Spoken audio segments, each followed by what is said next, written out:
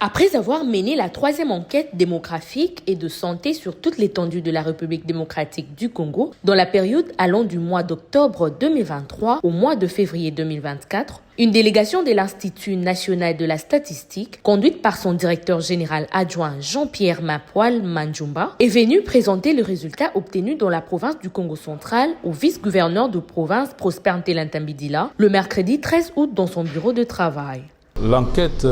démographique et de la santé rend compte de la situation que vive la population et puis leur état de santé aussi. Il y a beaucoup de paramètres dont nous allons parler dedans, voir la mortalité qui sévit dans la province, la fécondité des femmes, voir aussi côté santé les maladies qui sévit le plus, la vaccination, comment elle a été faite et quels sont les résultats qu'on a eu jusqu'aujourd'hui, pour ne prendre que ces quelques exemples. Nous sommes très ravis de l'accueil nous accordé par